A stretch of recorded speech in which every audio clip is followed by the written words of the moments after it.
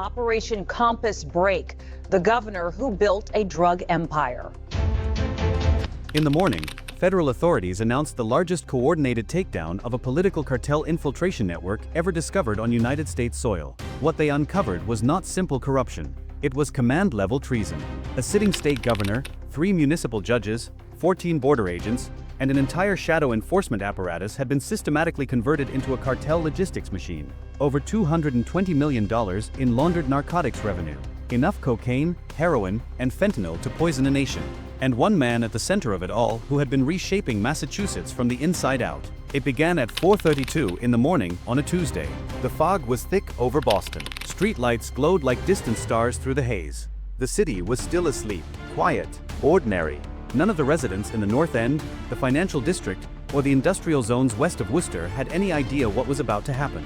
Federal agents had been planning this operation for 18 months. The code name was Operation Compass Break, and it was about to strike simultaneously at 47 locations across Massachusetts. The first wave hit at exactly 4:35 a.m. An FBI SWAT team in full tactical gear breached a converted warehouse in the Roxbury district. The building was registered as a logistics hub for a legitimate shipping company called North Star Freight Solutions. It was anything but legitimate. Inside, federal agents found a full drug superlab capable of processing 200 kilograms of cocaine per week. Behind reinforced steel doors, they discovered a narcotic storage facility with over 8 tons of cocaine hydrochloride stacked in vacuum-sealed brick formations. The powder coated every surface. The air was thick with the chemical stench of processing laboratories and money. Agents found 17 workers still inside, 3 of them armed. There was a brief firefight. No agents were hit. 3 workers were detained. A 4th tried to escape through a back tunnel and was apprehended 2 blocks away, running through the fog with a duffel bag containing $1,800,000 in cash. At the same moment, 8 blocks away, a DEA task force hit a second location. This was a mansion in the suburb of Newton, owned on paper by a shell corporation called Heritage Management Trust. In reality, it was the residence and operational headquarters of Marcus Bennett, a mid-level Sinaloa cartel operative who had been given authority over the northeastern United States distribution network. When agents breached the front entrance with a battering ram, they found Bennett in his study with 3 armed bodyguards. A gunfight erupted in the hallway. 1 agent was wounded in the shoulder. Bennett and 2 of his guards were killed. The 3rd guard surrendered. In the mansion's basement, agents discovered a sophisticated communications hub with encrypted servers, satellite phones, and what appeared to be a direct line to cartel leadership in Mexico City. They found another $6 million in cash, 3 M16 rifles, 4 handguns, and documents that would later prove invaluable to the investigation. The 3rd major raid occurred at 4:47 a.m. at a compound outside Worcester. This was a human trafficking transit facility disguised as a labor recruitment center. ICE agents and federal marshals moved in with overwhelming force. They found 43 undocumented migrants locked in basement cells. They found ledgers documenting the movement of over 800 people through the network in the past 6 months. The trafficking fee was $15,000 per person. The money flowed directly to cartel accounts. They found photographs, video recordings, evidence of sexual exploitation and forced labor that would later sicken investigators who had dedicated their careers to this work. But the raids kept coming. By 6:15 a.m., 47 simultaneous federal operations had unfolded across Massachusetts. Drug factories, stash houses, migrant smuggling distribution points, money laundering fronts disguised as restaurants, car dealerships, and real estate offices. Safe houses where cartel operatives and corrupt officials met to conduct business. Each location yielded narcotics, weapons, cash, or evidence. By 6:47 a.m., federal agents had seized over 15 tons of cocaine, 3 tons of heroin, 2.1 million counterfeit fentanyl pills, 740 kilograms of methamphetamine, and $84 million in cold cash. The arsenal included 193 firearms, military-grade explosives, and body armor branded with federal insignia that had been stolen from law enforcement sources. But the most significant discovery came at 5:23 a.m. in a sealed vault at a downtown Boston office building. FBI cyber forensics teams cracked open a reinforced safe deposit box using federal court authority. Inside, they found 3 terabyte encrypted hard drives, a paper ledger written in code, and a sealed steel case containing what appeared to be photographic evidence and recordings. When the forensics team began analyzing the drives later that morning, they discovered something that made federal supervisors notify the Department of Justice immediately. The entire network was not run by cartel operatives alone.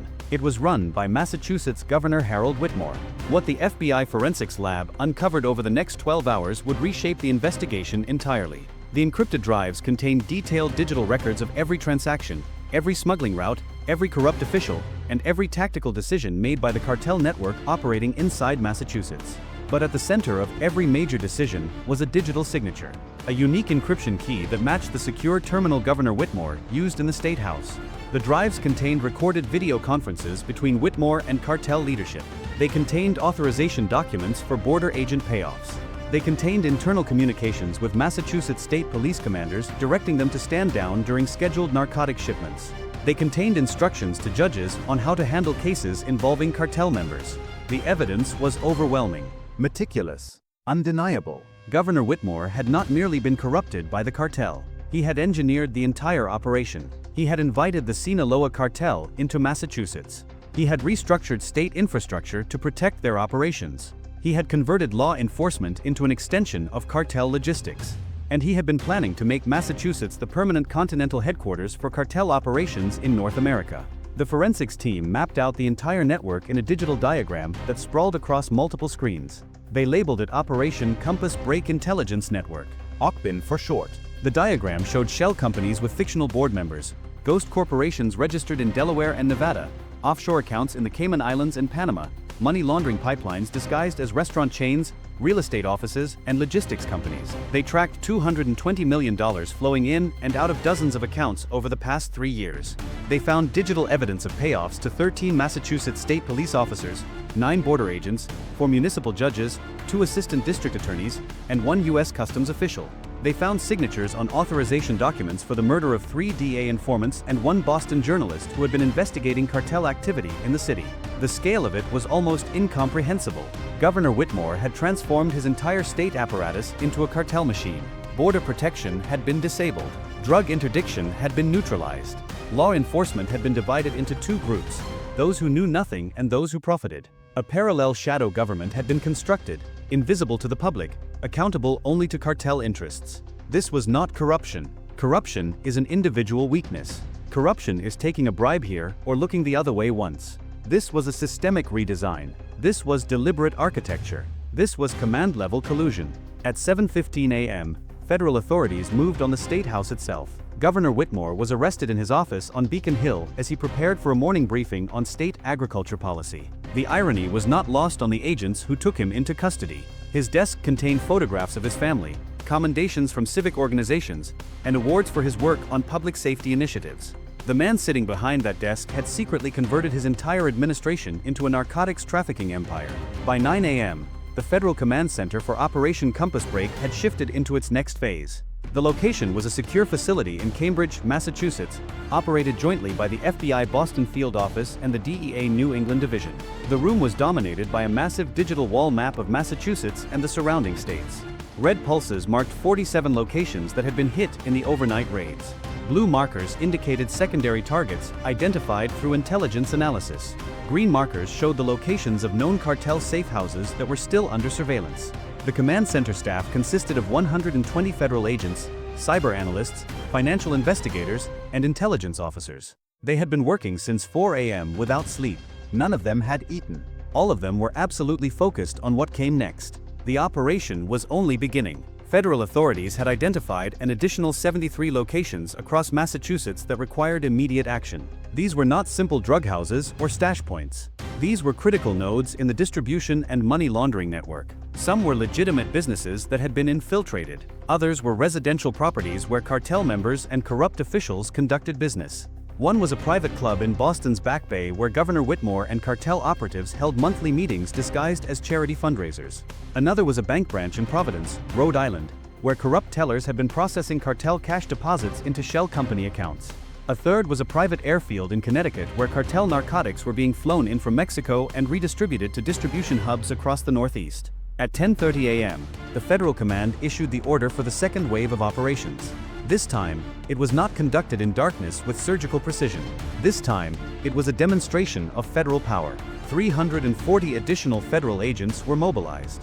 23 SWAT teams were deployed. 4 DEA aviation assets were launched from New England airports. The U.S. Army National Guard was placed on standby. By 10:45 a.m., the second wave of simultaneous raids began across Massachusetts and adjacent states. Federal agents descended on a drug superlab hidden in the basement of a legitimate pharmaceutical manufacturing facility in Springfield. They found an industrial operation capable of pressing and packaging 400,000 counterfeit fentanyl pills per week. They found 90 kilograms of pure fentanyl powder. They found assembly equipment imported directly from Mexico. They found business records linking the facility to 17 different cartel distribution cells across the United States. They arrested the facility manager, 3 chemists, and 8 logistics coordinators. At the same time, federal marshals and IC agents raided a migrant smuggling hub housed inside a labor recruitment center in Worcester. They found records of human trafficking operations that spanned the past 4 years. They found evidence of 318 undocumented migrants exploited for labor in sweatshop conditions. They found documentation of how migrants have been used as cartel couriers, forced to swallow drug-filled capsules and travel across state lines as human smuggling mules. 17 victims were found locked in a basement room. 8 others were rescued from forced labor situations at commercial businesses elsewhere in the state. Throughout the morning, the raids continued. Each one was coordinated with military precision. Each one targeted a critical vulnerability in the cartel network. By 2 p.m., the federal operation had seized 38 tons of cocaine, 6 tons of heroin, 5.3 million fentanyl pills, 900 kilograms of methamphetamine, and $147 million in additional cash. They had arrested 184 individuals, including 37 state and federal law enforcement officers, 9 judges and court officials, and 8 municipal government workers. They had dismantled 73 cartel logistics nodes. They had interrupted narcotics trafficking worth an estimated $400 million annually. The underworld had taken more damage in a single day than it had sustained in the previous 6 years of federal operations. But the true shock came when federal investigators began examining the seized servers and internal communications of the Whitmore administration. In a conference room at FBI Boston, a team of forensic accountants and intelligence analysts sat before screens displaying thousands of intercepted emails, text messages, and financial transaction records. What they were seeing painted a picture of systematic betrayal so profound that hardened federal investigators felt physically sick. The corruption ran deeper than anyone had initially realized. 23 Massachusetts state police officers had been identified as taking direct payments from cartel accounts. But it was worse than simple bribery. The payments were structured as salaries for fake consulting work. The cartel had created a parallel pay stub system. Officers would receive their legitimate state salary, then receive additional deposits from shell company accounts. In return, they provided real-time intelligence on DEA operations, provided advance warning when federal investigations were closing in, and deliberately routed patrol units away from cartel shipping routes during critical windows. One patrol commander had been paid $800,000 over 3 years to provide cartel operatives with radio frequencies for federal law enforcement communications. Another had been paid $900,000 to create fake traffic stop reports that masked cartel convoy movements along Interstate 91. 14 Border Patrol agents operating at Massachusetts ports and land crossings had been similarly compromised. They had been provided false documentation that allowed cartel shipments to pass through checkpoints without inspection. They had disabled scanning equipment during critical cargo movements. They had falsified inspection records to show that containers had been checked when they had not been opened at all. The financial audit showed that these agents had collectively received over $3 million in cartel payments while working as federal law enforcement. But the judges were perhaps the most chilling discovery. 7 Massachusetts Superior Court judges and 2 federal magistrates had been identified as taking cartel money in exchange for specific judicial actions. They dismissed cases against known cartel members on technicalities. They issued lenient sentences that amounted to probation for major narcotics trafficking offenses. They signed sealed orders that prevented federal agencies from conducting surveillance on cartel properties. One judge had personally signed off on 17 separate orders that blocked DEA wiretap applications targeting major cartel figures. Another judge had issued a restraining order that prevented Massachusetts State Police from investigating a cartel-owned real estate company suspected of money laundering. The corruption was not incidental to their work. It was central to it. These judges had deliberately restructured Massachusetts jurisprudence to protect cartel operations. Governor Whitmore's administration had also penetrated Massachusetts State Police command structure at the highest level. The deputy commissioner of the state police had been taking cartel payments for over 4 years. He had directed his subordinates to stand down during scheduled drug shipments. He had created a secret database that tracked DEA informants operating in Massachusetts, providing cartel leadership with the identities of people who were gathering evidence against them. 3 of those informants had been murdered. 2 others had fled the state after their identities were compromised. The deputy commissioner had effectively created a second police force that served cartel interests rather than public safety. Honest officers felt betrayed beyond measure. One Massachusetts State Police Sergeant, David Kowalski, who who had been investigating cartel activity in Boston for 6 years, was brought into an interrogation room by federal agents. He had not been part of the corruption. He had been fighting against it, but he had lost colleagues to the conspiracy. He had watched cases he built get dismissed in court because the judges were on the cartel payroll. He had seen his partner suspended for investigating a cartel front business because the deputy commissioner had ordered the investigation shut down. When federal agents showed him the evidence of the corruption that surrounded him, he broke down. He sat in that room and wept. Not from fear, from rage, from the knowledge that the institution he had dedicated his life to serving had been weaponized against him, against justice, against the citizens he had sworn to protect. His story was not unique. Dozens of honest federal agents and state police officers felt the same crushing betrayal. They had been working in an organization that had been systematically infiltrated by criminal elements. They had been colleagues with people who were secretly serving a narcotics cartel. They had been supervised by commanders who were taking cartel money. By the afternoon, federal authorities realized that the scope of Operation Compass Break needed to expand beyond Massachusetts. Intelligence analysis revealed that Governor Whitmore's cartel network was not limited to a single state. It was regional. It stretched across New England. Evidence showed that the network had connections to distribution cells in Connecticut, Rhode Island, Vermont, New Hampshire, and Maine. Cartel operatives had established similar infiltration operations in those states, though none had penetrated government as deeply as they had in Massachusetts. The DEA and FBI mobilized additional resources. Federal agents were deployed to 5 neighboring states. The operation became a coordinated multi-state takedown. By midnight, federal authorities had arrested an additional 97 cartel members and corrupt officials across the region. By dawn on next day, they had seized an additional 200 tons of narcotics and $89 million in cash. The scale of the operation had grown to encompass over 600 federal agents, 40 SWAT teams, and the coordination of 5 regional FBI field offices and 7 DEA field divisions. The cartel had attempted to use governmental infrastructure to shield its operations across an entire region. Governor Whitmore had been in direct communication with corrupt officials in neighboring states. He had shared intelligence networks. He had coordinated law enforcement misdirection across state lines. He had created what amounted to a shadow government apparatus that spanned 6 states and employed over 100 public officials on the cartel payroll. The sophistication of it was staggering. Federal forensics teams discovered that the cartel had invested in proprietary technology to mask its operations. They had hired computer engineers to create custom encryption software. They had purchased military-grade surveillance equipment. They had built a communications network that operated parallel to legitimate government systems. They had created false identities for shell company executives, complete with bank accounts, tax returns, and business licenses. They had established legitimate businesses, restaurants, car dealerships, real estate offices, trucking companies, that served as both money laundering fronts and cartel operational hubs. The money trail was particularly revealing. Federal forensics traced $220 million in narcotics revenue flowing through shell company accounts over the past 3 years. The money moved through a carefully constructed labyrinth of banks, wire transfers, and currency exchanges. Some of it was held in offshore accounts. Some was converted into real estate purchases in Massachusetts, Connecticut, and Rhode Island. 47 residential properties had been identified as cartel-owned using shell company fronts. These properties had been purchased at inflated prices using cartel cash, then rented out or resold to launder additional funds. One commercial real estate portfolio worth $31 million had been entirely funded with cartel money and purchased by shell companies connected to Governor Whitmore. But the most catastrophic discovery came from Whitmore's personal files. Federal investigators found a strategic document. The document outlined a 5-year expansion strategy that would have transformed Massachusetts into the permanent continental headquarters for Sinaloa cartel operations in North America. The plan called for the penetration of federal agencies operating in Massachusetts, the expansion of cartel political influence into Connecticut and Rhode Island, and the eventual establishment of cartel-controlled governance structures that would operate in parallel to legitimate government for decades. The plan was not theoretical. It was being actively implemented. Governor Whitmore had already initiated contacts with corrupt officials in Connecticut. He had begun meetings with judges in Rhode Island. He had established relationships with federal border agents in coastal facilities. The cartel had given him a timeline. They wanted Massachusetts established as their operational headquarters. Whitmore was delivering.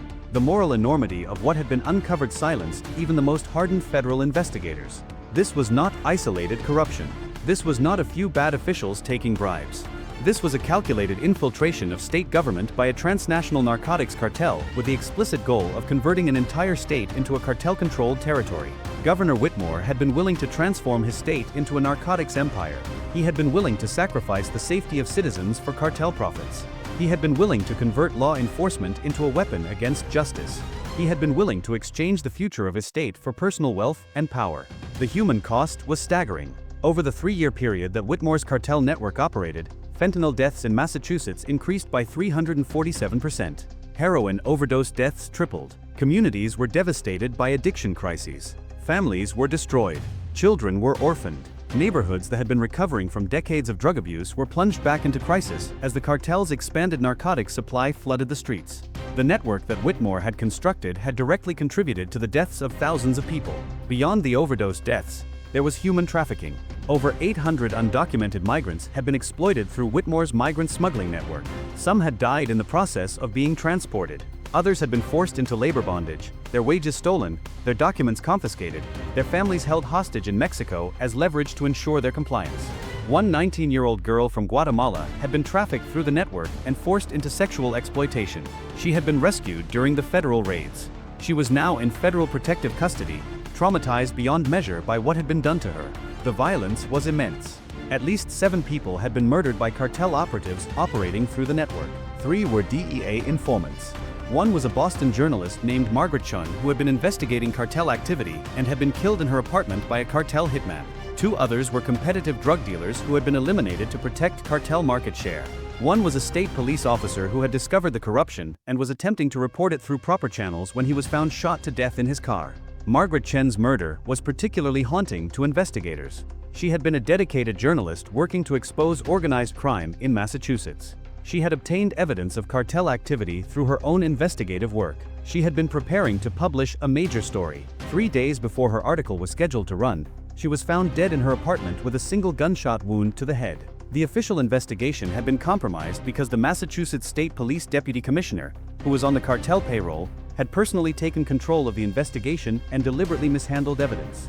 The case had been closed as an unsolved homicide. Now, federal investigators had evidence that the cartel had ordered her murder and that cartel operatives had executed it under the direction of the corrupt deputy commissioner.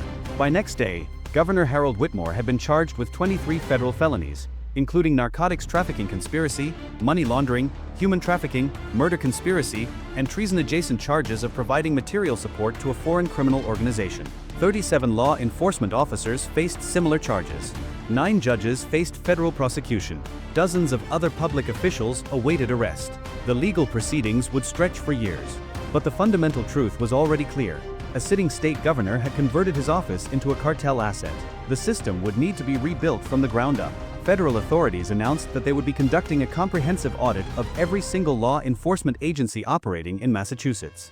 Personnel files would be reviewed. Financial records would be examined. Communications would be analyzed. Everyone who had been connected to the Whitmore administration would be subject to background reinvestigation. The entire state police command structure would be reorganized. Court systems would be reformed. Corrupt judges would be removed and replaced with individuals selected through federal oversight.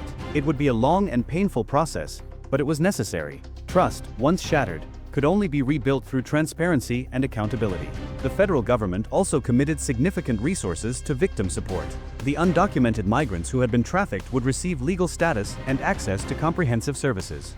The families of fentanyl overdose victims would receive support and resources. Communities that had been devastated by the cartel's expanded drug operations would receive federal investment in recovery programs, addiction treatment, and economic development. The cost would be enormous. But it was the cost of rebuilding what had been destroyed.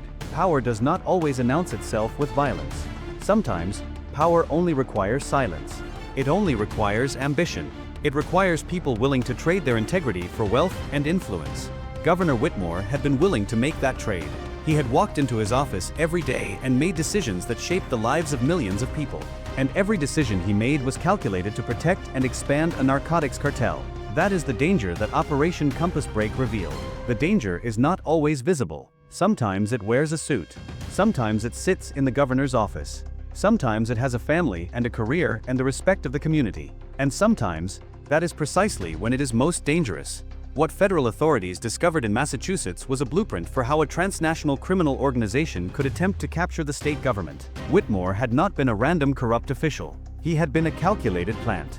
The cartel had identified him, cultivated him, and ultimately turned him into an asset through a combination of financial incentives, blackmail, and promises of power. Once he was converted, he had used the full machinery of the state government to protect cartel interests. He had reorganized law enforcement. He had infiltrated the judiciary. He had created parallel systems of governance that operated invisibly to the public. He had attempted to make the transformation permanent and irreversible. The operation had failed because of dedicated federal agents who refused to be corrupted, because of honest state police officers who continued to fight even when surrounded by compromised colleagues, because of forensic accountants who traced money flows through complex networks, because of cyber analysts who cracked encrypted communications, because of undercover agents who infiltrated cartel operations, because of a system of checks and balances that, while wounded, had not been completely destroyed. But it was close, very close.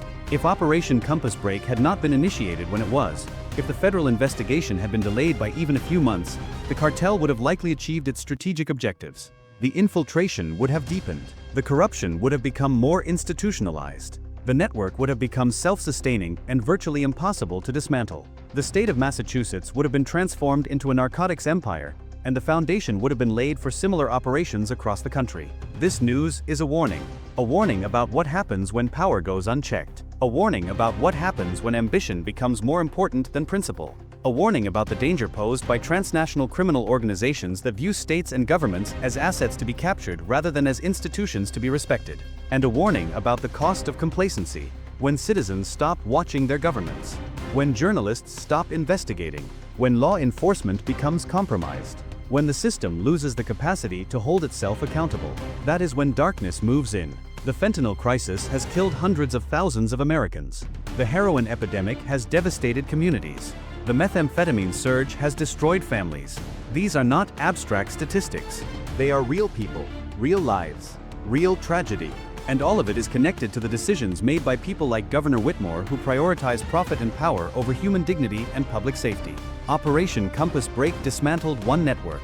It arrested one governor. It seized $220 million in cartel revenue. It rescued human trafficking victims. It removed corrupt judges from the bench. It demonstrated that the system still has the capacity to fight back against infiltration and corruption.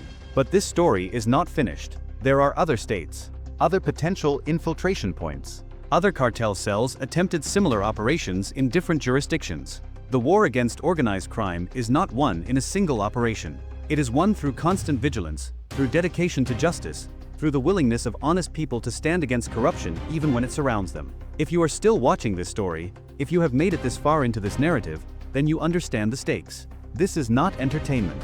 This is a warning encoded in true events. This is a story about how democracies are threatened not always from outside enemies, but from inside betrayal. This is a story about what happens when the people entrusted with power decide to trade it for money.